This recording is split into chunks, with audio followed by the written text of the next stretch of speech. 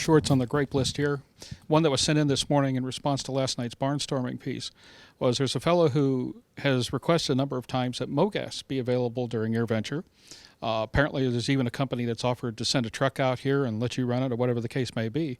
But with the fact that, I mean, let's face it, EAA did outstanding work on mogas, has done it for decades. Why isn't there mogas at AirVenture? Well, you're on one of my personal pet issues here. And I'm going to tell you right now, for the life of me, I don't understand why there's not mogas here. Okay, now I'm going to say that. Now I'm going to tell you that I do understand why there's not mogas here. Let's break things apart. What we can do with infrastructure here that's airport-based and how we service the members and the customers and the aviators that bring their airplanes here.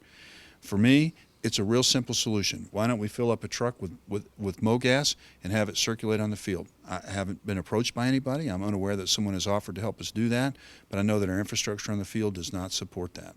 So it's a field infrastructure issue at Whitman Regional Airport. To me, it doesn't strike me as an insolvable problem. So how about if I put that on my personal pet peeve list and make that my number one item for improvement for next year's AirVenture?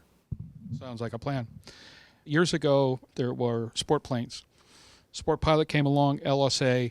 This was going to be manna from heaven. This was going to be the new entry level to aviation. And of course, 1, the economy, 2, reality, 3, the complexities of dealing with the FAA, even with ASTM as a go-between. There is great concern, even fear among LSA, that the import of what they were trying to do with ASTM is going to be swept aside by increasing reliance on the FAA's having to bless everything that happens from here on out. How are we going to fix that? Here's what I would say about the opportunity that's there. We need to split some things out into regulatory, economic, and now maybe how the world works or how markets work.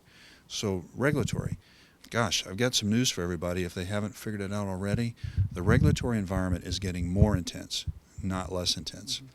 We spend more of our work and more of our time and our effort making sure that we manage that regulatory expectations to the best outcome possible for us in aviation. Let's talk about economics and marketplaces.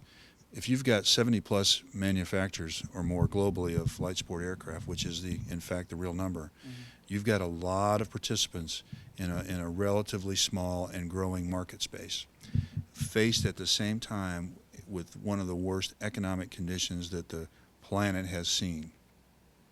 That is not going to lend itself to thriving companies in that space. It's just not gonna.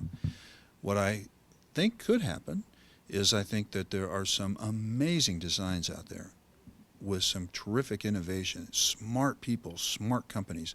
Those guys, they're going to win the race. They're going to rise to the top. They will likely succeed if they can endure the economic challenges that they're facing right now.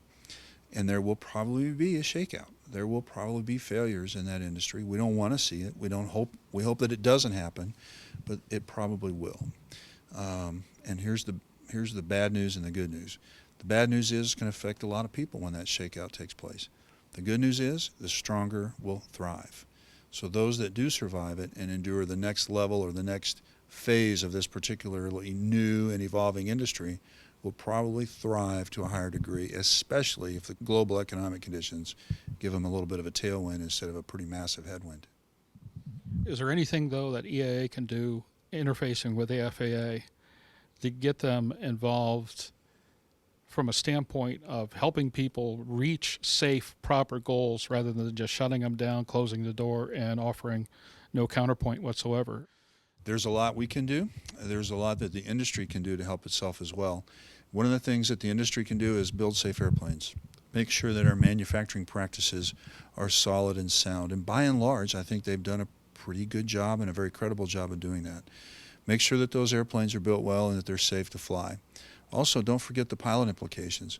Make sure that we have the right kind of transition and the right kind of training for pilots to fly those airplanes as safely as we possibly can. So let's share best practices across the industry and do a good job of that together. But let's also take a look at who the guy is that's pushing the regulatory approach.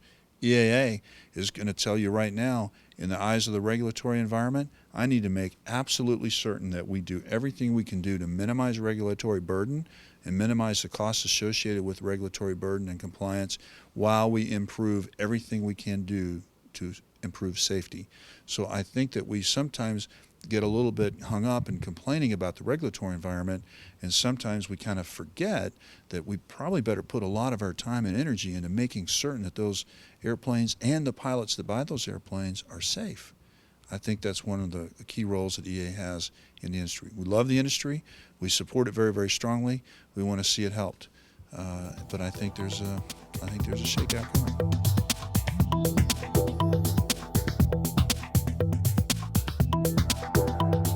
Aero-TV is brought to you by Avidyne is the brand of choice for pilots who want innovative, easy-to-use avionics, and the new IFD 540 and 440 FMS GPS navcoms set a new standard for ease of use and simplicity.